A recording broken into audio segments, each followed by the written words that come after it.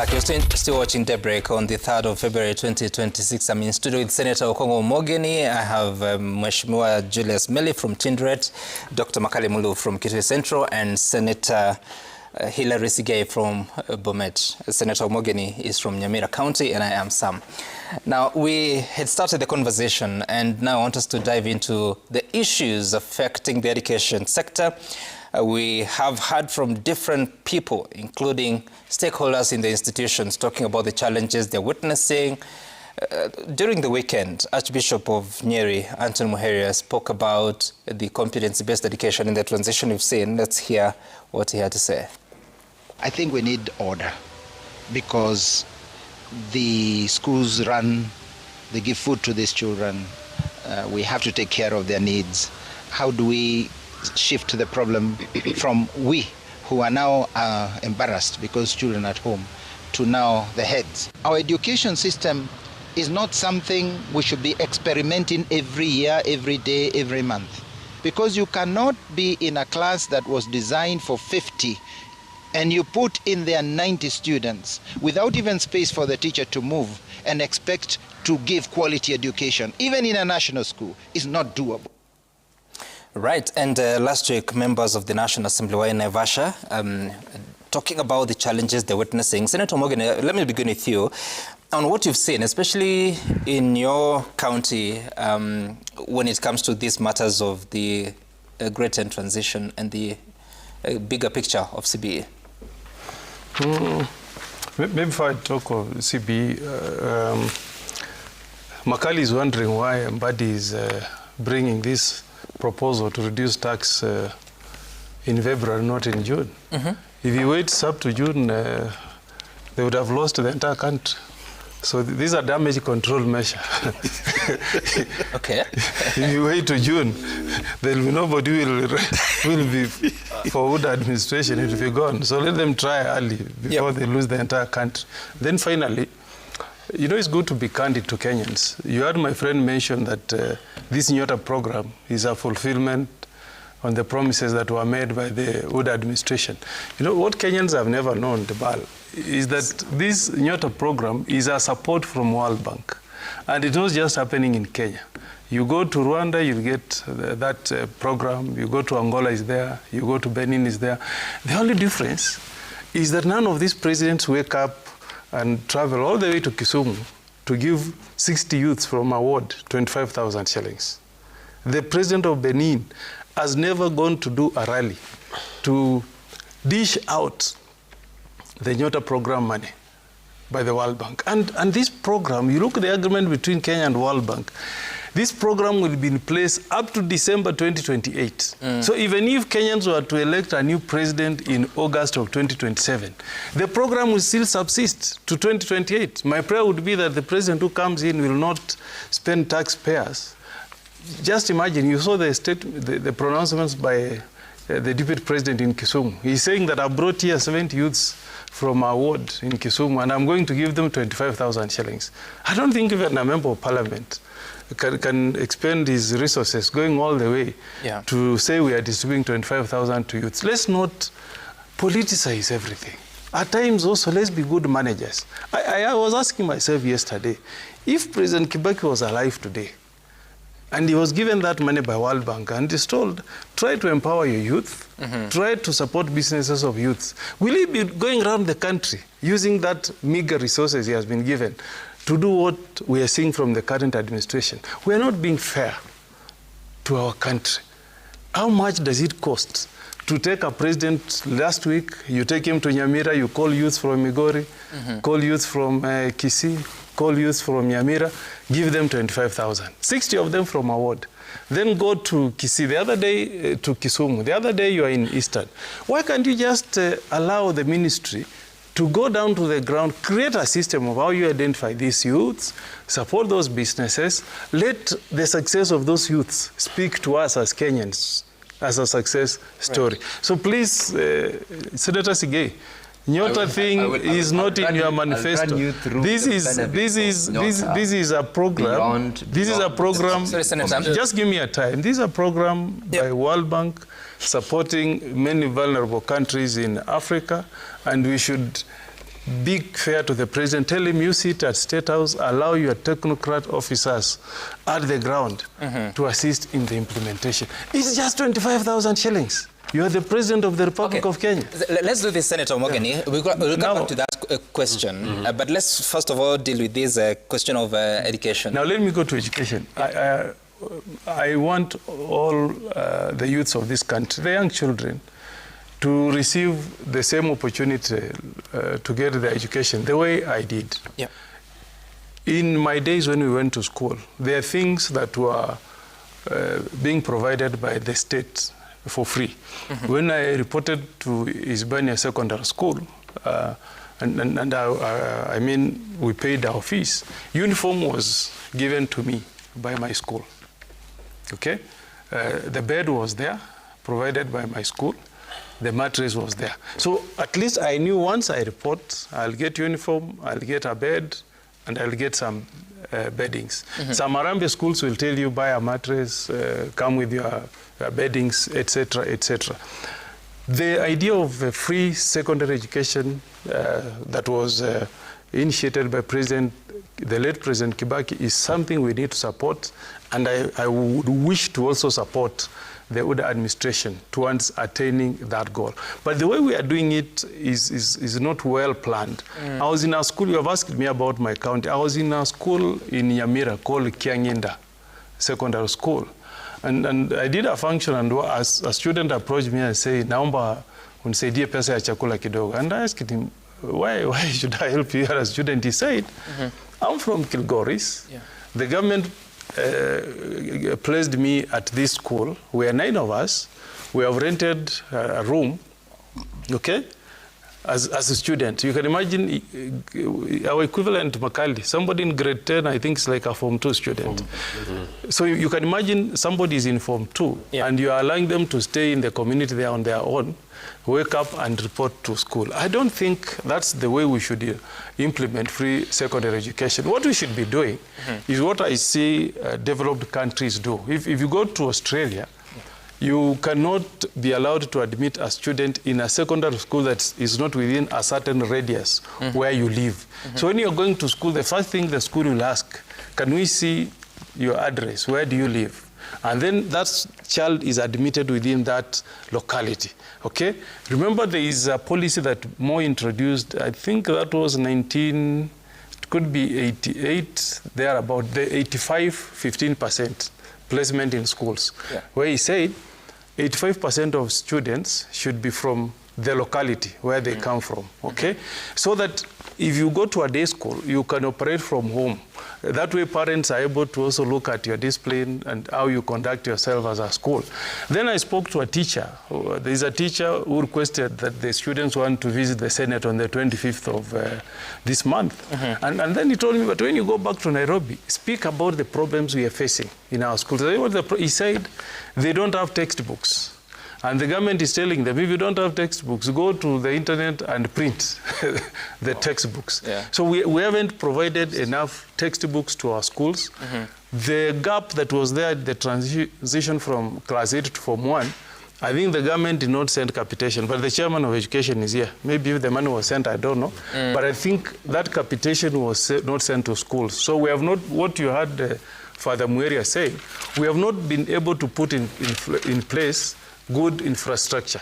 You know, I was told when I was in school in my days that a teacher, ideally, needs not more than 40 students in a classroom. And Chairman of Education will correct me. That is the ideal. Right. The ratio of a teacher and a student should not be more than 40. But I'm told now there are places where students have hit as high as 60 in a class. So our facilities really, we didn't address the issue of our infrastructure before we allowed these students to transit to year 12. Written. Yes, no, year 10 to year 11. So I really hope that, I don't know what plans the government has, but there are very serious challenges that the government needs to address. Even this issue of saying that you can report even if you don't have uniform. Yeah. Let's agree, if we want to say our policy is that you become like America, where you don't need uniform. Let's then discuss that as a policy shift. We say students will go to school without wearing any identified official uniform. But if you are saying a school should have uniform, then every student should wear school uniform. Okay. So that's a policy that it needs to be discussed, not knee-jerk reaction. You say, even if you don't have uniform, just go to school. We're going to create problems of discipline in our schools. Yeah. Chairman Meli, we've heard, the explanation that we have heard from the Ministry of Education officials is that after saying everything they say, for the very first time we've sent capitation to the schools way before the term started, and the figure has been 44.2 billion shillings. If you break it down, it's 3.7 billion shillings for free primary education, 14.4 billion shillings for free junior school education, and for free day secondary education is 26 billion shillings. I don't know if you've gotten any explanation, because there has also been questions. This capitation, is it for the financial year or the academic year 2026, or is it for the previous terms where there was a shortfall? Do you have an answer? Yes, thank you, Sam. First and foremost, I want to say that competency-based education started way back at the tail end of Kibaki regime. And Uhuru picked it from preschool. I just want to point out to Kenyans that this is an education system that looks basically on the competencies of the child. Unlike in our time, Sam, you would even be forced to do things that you as an individual do not even have an interest in. And I want to ask Kenyans that this competence-based education is actually tailored on an individual's competencies. What we are all five in this particular room. Our competencies differ, both in terms of cognitive, behavioral, and even in terms of psychomotor skills. I just want to say that the government has, like any other system of education, this system grew progressively. Unlike the 844, where the president started at grade 7 and we went to 8, this one has been growing progressively from grade 1, grade 2, all the way. At every level, the government have been trying to review the challenges in the system. However, some of the issues that were raised, and have been raised every other time, is the retooling of the teacher. And also, too, the child areas of learning. All these things have been addressed every other time. But one of the issues that we have, and I think you've been seeing complaints from, is the government ability to implement what the policy experts have told them in total. My colleague here has really talked about the early period, when schools used to combine fees and the uniforms and then the issue in school, which was actually not the right way to do. One of the biggest problems we are asking even the minister the other day is to rein in on levies, especially uniform, so that the parent buys his uniform independently in his shop, wherever he gets it out there. 2, when you come to the various grades, if you come to grade 3, students moving from grade 3 to grade 4, they do an assessment. From grade 5 to grade 6, you do an assessment to grade 7, where now they enter junior secondary. One of the things that competency-based education is doing is that you don't need a placement exam when you are moving to from grade 6 to grade 7. Right. Along the way, and I want these Kenyans to know this, the government has invested heavily, and especially this administration. When Amina was the CS, reported the issue of teacher shortages, the government then decided to employ 5,000, 10,000 teachers. But this government decided to have that program massively done. And in a record 3 or 4 years, this government... Yet, Chairman, we still hear of schools that do not have... Yes. I'm just coming there, Sam. The teachers? Yes, I'm coming there, Sam. Particular areas of learning? Yes, I'm coming there, Sam. And I want you to note this. The teachers that are being employed are actually on specific competencies. The STEM, the social sciences, and even the what do you call this one, the arts and sports. What the government has done, to employ 100,000 teachers is no mean task. And I want the people of Kenya to know this. No administration since 1960 has ever done that. 2, the construction of classrooms. We have constructed in a record few years, thousands of classrooms, and still we are not yet complete. If there is any administration that has put a lot of money in this, it is this administration of the Kenya Kwanza. Let me just look at even the proposal to build labs in our schools, the proposal to employ teachers, and lastly now what Honorable Morgan is put across. There was a problem on one issue, which I think the CS made corrections on. A few students who are from very far-flung areas across the country found themselves in other parts of the country. And in fact, the 8-day window which the CS gave was for that correction to be done. However, you can have very few cases where now, if students from Narok found themselves in Nyamira, the parents were told, if you are not, if you don't want to be the school that you have been taken to, if you don't want to go there, or it is far, please go and change it. And they were at liberty to do it for 7 to 8 days. Two, one of the biggest problems also that came up was the issue of concentrating students in C1, C2, and C3 schools, which we have tasked them, and leaving some schools. I think you've seen it. Some schools or some classrooms were empty, meaning it was an issue of administration, where now we ask the CS, why do you, what Muheria said, why do you put 90 students in school A, one class or grade 10, yet in school B in the neighborhood, they have no students? You see that? It's an administrative issue which we asked the ministry. That's why we took them to task to make sure that we correct this anomaly. Because school B has teachers, they have the infrastructure, and they have everyone, and they have 10 students. So the best thing now is let the ministry spread the students. And the CS put it very clear. They are actually making sure that that anomaly is corrected. Okay. Otherwise, now, Chairman Meli, you know, let me go to the You've given capitation. an elaborate response, but you have not answered my question. Yes. My question now is I'm very coming. simple. Please answer it, because I need to hear from the other panelists. This capitation of 44 billion shillings, for which year is it? Let me just come to capitation. This is the capitation for this year. Let me just 2026. say 2026. So we are done with 2025. There's no debt. No. Let me just say this. You know, I'm the chair of Education Committee. Every other time when we are budgeting, there's always a deficit in the education budget. Every other time. And I've placed it before the House. I've placed it before the plenary. We always have a deficit of 20 billion. 10 billion. For the last 7 years. 20 billion. For the last 7 years. And I want Kenyans to know this. And you know Sam, we pay capitation on 50, 30, 20. Yes. On 50, 30, 20. This term, the ministry has paid the 50%. Next term, they'll pay the 30% and then 20%. But on what we have actually placed on the budget, we have actually made a petition as the Education Committee. And I think I want to thank Honorable Makali Mulu, who sits in the Budget Committee. Every time I go to the Budget Committee, there is a deficit of 20 billion to the education sector capitation. And I've been telling them, as much as early as 7 years ago or 8 years ago when this was done, we've been telling them the parents and the students are not getting enough money. So, and the government... So let me get this right. Yes. The capitation as per the government is 22,244 for senior school or secondary school, if you like.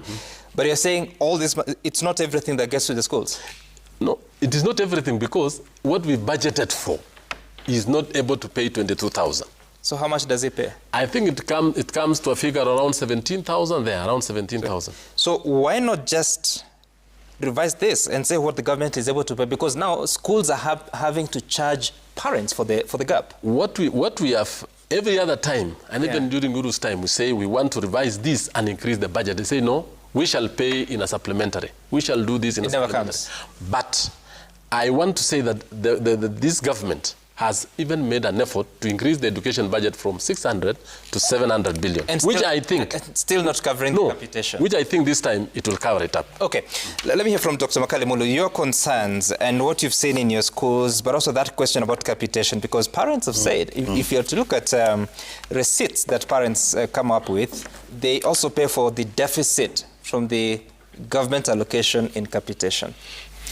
Yeah, thank you, Sam. You know, Sam Meli has been the chair of that committee for so long. that you can discuss this issue the whole day without stopping. But the truth of the matter is our education sector is facing serious challenges. And you saw what happened in Naivasha when we were there as parliamentarians. I got a lot of calls from my principals, school principals in Kitui Central, congratulating Parliament for taking that bold move to actually face the CS and tell him we are not working with your team. And we have about 4 issues which are really issues of concern to both parents and the teachers. The first issue is the issue of equity. In terms of infrastructure, most schools are disadvantaged. And they're asking the question, why should we be so much disadvantaged when there is money being set aside by government through the Infrastructural Development Fund at the ministry? So what has been happening is there has been an unfair sharing of that resource. You find that schools which are already having a lot of facilities end up getting those resources, either through presidential pronouncements or through any other means they use. So there is a serious unfair sharing of resources. The other issue is the staffing element. Matters equity also. You realize that some schools are overstaffed, while others have no teachers. So people are asking, why should you go to my constituency? You find a school in town, as like Honorable Kimani Ichung'wah gave an example. He has a school in Kikuyu which has 100 students with 28 teachers. While one of our colleagues in Turkana has a school with 300 students with 3 teachers. And both are secondary schools. So issues of equity. The other issue is the issue of textbooks. And I think it's been covered. That the government says you use these textbooks, but they are not providing the textbooks. So it's a serious challenge. How do you only have one textbook, which is being used by the teacher, and the students have no textbooks? So what does the teacher do? Because the students cannot revise. That's another issue. The other issue is corruption related to issues of uniform. Teachers have become businessmen instead of doing teaching. You realize that there are lots of shops which are either there is conspiracy between the school principals and the business people in town, and then uniforms have become so expensive that they're even more expensive than the fees in a school. And these are the issues, Dibao. Then the last issue, which Dr. Makali, you know I call me that name. Dibal. Sam, sorry.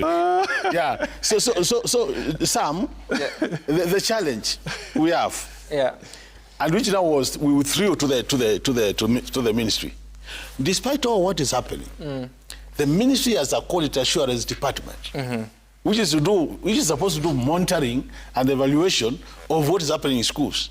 This department is already went on leave long time ago, and even the people who is not on leave, they are asleep. They have been asleep all through. Because they don't seem to be picking data from the ground on what is happening to feed into the planning. So there's a serious gap between planning, resource allocation, and the normal operations of schools. And that's what we are saying.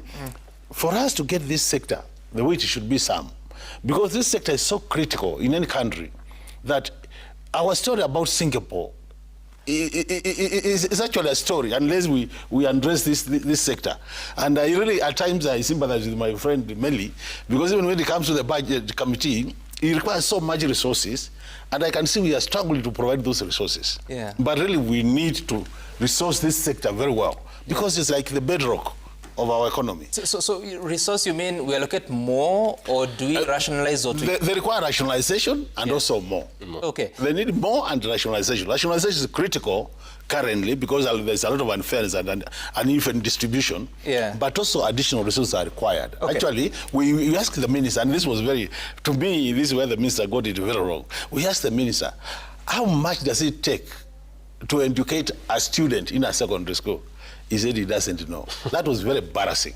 Very embarrassing. Maybe he's being honest. No, he's not. Then how do they budget on a serious note? How do you budget if you don't know the unit cost of? So these are some of the things which came out from our discussion that I think really Meli has a lot of work to do as the oversighting committee together with the Parliament. But you know, it's our link between us and Minister of Education. And he was given that mandate that within the next 2 weeks, his committee and all the other relevant committees of Parliament need to sit and actually tease out critical issues on this sector and see how as Parliament we can intervene to solve most of all the right, issues. I know you want to respond, but let me first hear from Senator Sige here. Your concerns, because if you're spending, is it 702 or 706 702 billion shillings on education, and you're still talking about the questions of quality, and please note that's just the publicly funded education. Yes. There's another strand of privately funded education that parents pay for themselves. I don't know if you have statistics to show how much you spend on that side of things. Too expensive, but quality looks cheap. True, some, and by the way, you might need to place your name tag there. Yes, I put it twice. It's you here. might need to yeah, do that just twice. before it gets to you, here it is. I definitely will. I'm sure Dr. Makali can see it. You know, for me, Sam, you know, I think it's just... I was saying some that listening to Honorable Meli run us and the listeners and those who are watching us through the effort that the government has done to improve, to finance, and also to implement the changes in the education sector, sheds a light to an institution or a department of a government institution that still needs a lot of resources. Because it is true, we have been improving from 600 billion right now to 700 billion Kenya shillings budgeted to the Ministry of Education, but still we are running on a very high deficit. And it therefore calls upon now us as leaders to look at the challenges in terms of implementation of the program, because CBC, from where I sit and from my understanding, SAM is a very good program. It's a good education. It's good because if we were to fully implement, we will be dealing with aspects that were never dealt with by the previous systems. But of course now we are aware of the changes, or rather the challenges in terms of staffing, in terms of equity, rationalization of this 700 billion. And of course, as a matter of fact, if you do not understand the implementation program and the specific challenges, we will be going round and round and blaming that the government has not done, when in the first place it is because we have not really understood the specific areas that we are going to do. Because even if today we were to say, let us do an additional funding to this sector, will we then be putting these resources to infrastructure? Are we going to do it in terms of human resource to employ more teachers without necessarily retooling those who are already within the employment sector? And are we going to put in purchasing of textbooks, which are either relevant or in terms of the demand, are these the ones which are to be prioritized? So those are the things that when you listen to Honorable Meli and my colleague Makalu in terms of the engagement with the Cabinet Secretary, what is critical to me is to appreciate that this system is what we want for now. These challenges in the system are with regard to fair distribution of the allocated resources to that sector. And then, of course, now zero it down to specific areas. And if it is about distributing, because one of the things which I know, I was in my former school, Tenok High School, on Sunday, celebrating last year's results. And now we have over-enrolled because of the pathways that the students in that institution have taken. That means... Over-enrolled, you mean? The number of students who are seeking to be admitted to the institution are more than that which the school can accommodate. By what percentage? By around 10-15%, because what had happened, or rather what has happened, is that the ministry has directed that you cannot enroll beyond. So what happens is then that this window closed, these applications are there, these students have not been admitted. They are out there, but we cannot take them in because we are beyond that which the institution can accommodate. So they have to look for alternative institutions? Yes, and that is exactly what Meli now was saying. The CS has given out an opportunity for parents to redistribute. Okay. Now, you know, Chairman Meli, Kenyans are at a loss because it's not like people are rejecting the system. In any case, children are now in grade 10. It's been 10 years of learning, if I may put it so. But it appears there are systemic challenges that are hampering this process, because this is February, perhaps it's week 3 or 4 of the senior school class, yes. the books are not available. The institutions will have to pay for those books, no? So who is failing who? Sam, let me just put it clear, and I want Kenyans to know this. As a few minutes ago, I talked to one of the officers who are doing massive textbook distribution across the country, which is going on. There was a delay, and the delay was occasioned by pending bills that the government didn't pay last year. Yep. You know, towards the end of last year, the publisher, the textbook suppliers were owed around 11 billion. Then they told the government you need to pay them at least half of that amount, which they paid towards the tail end of last year. Now, as of this morning when I asked, the textbook distribution across the country is almost 70%. Yes, across all categories of... all categories of schools, around 70%. So the schools you spoke to yesterday are lying or what? No, maybe those far-flung areas. Yeah. And depending on which publishers and who distributors are doing, but they were saying that in some areas they have covered 70%, others they have almost 40, others are 50. What our Kenyans need to know that the Education Committee actually are going to meet the CS, and we've given them not more than 2 weeks, that all students will have textbooks across the country on a ratio of 1:1 by mid of this month. The delay, as I said, was occasioned by that. Two, Sam, I want you to note what the government has done on this particular field. And if you are talking about free secondary education, especially grade 10, and I want to weigh in on what Sigei said. One of the biggest problems that we had was the issue of quality assurance officers not taking their job seriously. Okay. And we told the ministry, the quality assurance officers and the field officers had to be brought to task, put to task on the issues of overcrowding in schools. How can the schools overcrowd while several classes are empty? That's an administrative issue, which we need not to allow. Two, if you have textbooks that have been distributed, how are they being taken care of in those schools? This country is among the top countries in this region, with Mauritius, to have a textbook of 1:1 ratio. Some you were in school those days before the textbook issue was brought up. Most of us used to go to schools with 5 mathematics textbooks against 40 students. 10 English textbooks against 50 students. Now the government has put effort. It is a ratio of 1:1.